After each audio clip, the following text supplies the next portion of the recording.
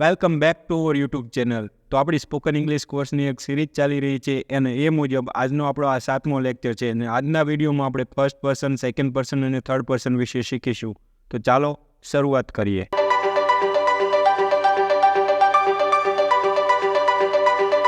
શરૂઆત કરતાં પહેલાં આપણે એ શીખી લઈએ કે ફર્સ્ટ પર્સન, સેકન્ડ પર્સન અને થર્ડ પર્સન આપણે શીખવું શા માટે જોઈએ।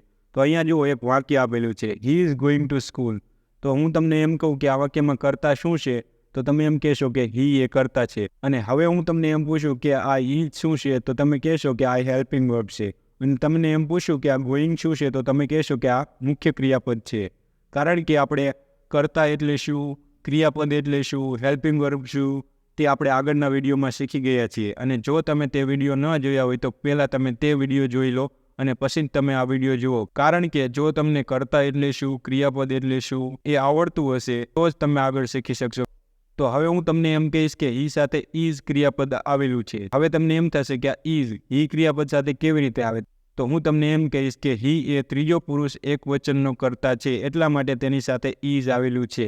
તો હવે તમને એમ થશે કે આ ત્રીજો પુરુષ એક વચનનું કર્તા એટલે શું, તો આપણે first person, second person, third person એટલા માટે જ શીખવાનું છે કારણ કે તેના આધારે જ આપણે કર્તા સાથે ક્રિયાપદ જોઈન કરવાના છે। આગળ આપણે શીખી ગયા હતા કે કોઈ પણ વાક્યમાં કર્તા, ક્રિયાપદ અને કર્મ તો આવે। તો હવે આપણે કર્તા એટલે શું, ક્રિયાપદ એટલે શું એ તો શીખી ગયા, પરંતુ આપણે આ કર્તા સાથે કયું ક્રિયાપદ મૂકવું એ આપણે ફર્સ્ટ પર્સન, સેકન્ડ પર્સન અને થર્ડ પર્સનના આધારે શીખીશું। અને આ અંગ્રેજીનો એકદમ પાયો છે અને જેટલો તમારો આ પાયો મજબૂત હશે એટલું જ તમને અંગ્રેજી બોલવામાં અને લખવામાં સરળ રહેશે। તો ચાલો હવે આપણે આગળ જોઈએ। તો હવે આપણે એ શીખીશું કે first person, second person, third person એટલે શું। તો કોઈ પણ ભાષામાં વાતચીત કરવા માટે વાક્યનો ઉપયોગ થાય છે અને આ વાક્યમાં 3 જ પ્રકારની વ્યક્તિની વાત થાય છે। પર્સન એટલે કે વ્યક્તિ। તો આ કયા કયા 3 વ્યક્તિ હશે, તો એક વ્યક્તિ એવો હશે જે વાક્યને બોલતો હશે, એક વ્યક્તિ એવો હશે જે વાક્યને સાંભળતો હશે, અથવા તો કોઈ વ્યક્તિ એવો હશે કે જેના વિશે વાક્યમાં વાત થતી હશે। જેમ કે જુઓ તો અહીંયા હું તમને એક વાક્ય કહું કે હું શિક્ષક છું, તો તમને તરત જ ખબર પડી જશે કે આ વાક્ય જે બોલે છે તેના વિશે છે। તમે વિદ્યાર્થી છો તો તમને તરત જ ખબર પડી જશે કે આ વાક્ય જે લોકો સાંભળે છે તેમના માટે છે। રોહને અંગ્રેજી શીખી લીધું છે, તો તમને સમજાઈ જશે કે આ રોહન એ એવો વ્યક્તિ છે જે ન તો વાક્યને બોલે છે અથવા ન તો વાક્યને સાંભળે છે, પરંતુ તેના વિશે વાક્યમાં વાત થાય છે। તો અંગ્રેજી ભાષામાં ગમે તેટલા વાક્ય રહેલા હોય તેમાં ફક્ત 3 પ્રકારના જ વ્યક્તિની વાત થતી હોય અને આપણે આ 3 પ્રકારના વ્યક્તિઓને જ આપણે શીખવાના છે। અને આ 3 પ્રકારના વ્યક્તિઓ જ કર્તા તરીકે આવે છે, જેને આપણે ફર્સ્ટ પર્સન, સેકન્ડ પર્સન અને થર્ડ પર્સનમાં ડિવાઈડ કરેલા છે અને એના આધારે જ આપણે કર્તા સાથે ક્રિયાપદ જોડતા શીખવાનું છે। તો ચાલો હવે આપણે ફર્સ્ટ પર્સન કોને કહેવાય, સેકન્ડ પર્સન કોને કહેવાય અને થર્ડ પર્સન કોને કહેવાય તેના વિશે શીખીશું। તો ચાલો આગળ જોઈએ। તો હવે આપણે પ્રથમ પુરુષ વિશે શીખીશું। તો પ્રથમ પુરુષ કોણ હશે, તો પ્રથમ પુરુષ હંમેશા એવો વ્યક્તિ હશે જે વાક્યને બોલતો હશે। તો જે વ્યક્તિ વાક્યને બોલતો હશે તેને આપણે શું કહીશું, તો કે બોલનાર કહીશું। અને અંગ્રેજીમાં બોલવું એટલે શું થાય, સ્પીક। તો જે બોલતો હોય તેને આપણે સ્પીકર કહીશું। એટલે ફર્સ્ટ પર્સન કોણ હશે, હંમેશા જે વાક્યને બોલતો હશે તે। તો આ બોલનારને જ કેમ હંમેશા પ્રથમ પુરુષ કહેવાય, કારણ કે લોકો તો જ સાંભળી શકશે જ્યારે કોઈ બોલતું હોય, પરંતુ એવું જરૂરી નથી કે લોકો સાંભળતા હોય તો જ કોઈ વ્યક્તિ બોલતું હોય। ક્યારેક લોકો ન સાંભળતા હોય તો પણ તે વ્યક્તિ બોલતું હોય, અથવા તો વાક્યમાં ક્યારેક બોલનાર વ્યક્તિ ન આપેલો હોય તેવું પણ બને છે। તો હવે આપણે એ જોઈશું કે જ્યારે એકલો વ્યક્તિ બોલતો હોય ત્યારે તેના માટે કયા શબ્દો ઉપયોગ કરે છે। જેમ કે હું વિદ્યાર્થી છું, તો અહીંયા તમને તરત જ ખબર પડી જશે કે આ વાક્યમાં બોલનાર વિશે વાત થાય છે અને બોલનાર એક જ વ્યક્તિ છે। તો એક વ્યક્તિ હોય તેને આપણે એક વચન કહીશું અને આ હું શબ્દ એ પોતાના માટે વાપરે છે કારણ કે વ્યક્તિનું કોઈ નામ હોય છે, પરંતુ અહીંયા તે નામના બદલે કોઈ બીજા શબ્દનો પ્રયોગ કરે છે જેને આપણે સર્વનામ કહીશું। તો સર્વનામ એટલે શું, તો કે વ્યક્તિના નામના બદલે જે શબ્દ વપરાય તેને આપણે સર્વનામ કહીશું અને જે આપણે સર્વનામ વિશે જ્યારે ભણાવીશું ત્યારે વધારે ડિટેલમાં શીખીશું।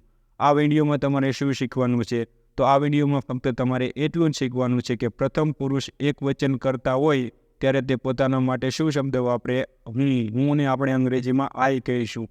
તો જ્યારે હું તમને વાક્યમાં એમ કહું કે આ વાક્યમાં પ્રથમ પુરુષ એક વચનનું કર્તા છે એટલા માટે તેની સાથે એમ ક્રિયાપદ આવે છે, તો ત્યારે તમને ખબર પડવી જોઈએ કે આઈની વાત થાય છે। બસ આટલું જ શીખવાનું છે। તો હવે જ્યારે એક કરતાં વધારે વ્યક્તિઓ બોલતા હોય ત્યારે તે પોતાના માટે કયો શબ્દ વાપરે? તો આ વાક્ય જુઓ, અમે વિદ્યાર્થીઓ છીએ, તો અમે શબ્દ, તો અમે શબ્દનું અંગ્રેજી શું થશે? વી. અમે એટલે કે વી, તો આ વીને આપણે શું કહીશું? તો કે ફર્સ્ટ પર્સન પ્લુરલ. તો હવે જ્યારે વાક્યમાં હું તમને એમ કહું કે અહીંયા પ્રથમ પુરુષ બહુવચનનું કરતા છે, તો ત્યારે તમારે શું સમજવાનું? વી. બસ આ વિડીયોમાં તમારે આટલું જ શીખવાનું છે. તો હવે આપણે બીજા પુરુષ વિશે શીખીશું. તો બીજો પુરુષ કોણ હશે? તો બીજો પુરુષ કોણ હશે? તો વાક્યમાં હંમેશા જે વ્યક્તિ સાંભળતો હશે તેને આપણે બીજો પુરુષ કહીશું. તો જે વ્યક્તિ સાંભળે છે તેને શું કહેવાય? સાંભળનાર. અને અંગ્રેજીમાં સાંભળવું એટલે શું થાય? લિસન. લિસનને આપણે જ્યારે ER લગાડી દઈએ એટલે શું થઈ જાય? લિસનર. તો અંગ્રેજીમાં બીજો પુરુષ કોણ હશે? તો અંગ્રેજીમાં બીજો પુરુષ હંમેશા લિસનર હશે. લિસનર એટલે સાંભળનાર.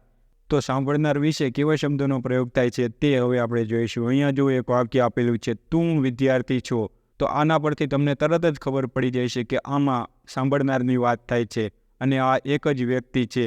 તો આ તું શબ્દ કે જેને અંગ્રેજીમાં યુ કહેવાય છે તે બીજો પુરુષ એક વચનનો કર્તા કહેવાય છે. તો બીજો પુરુષ એક વચનનો કર્તા કોણ છે? તો કે યુ એટલે તું.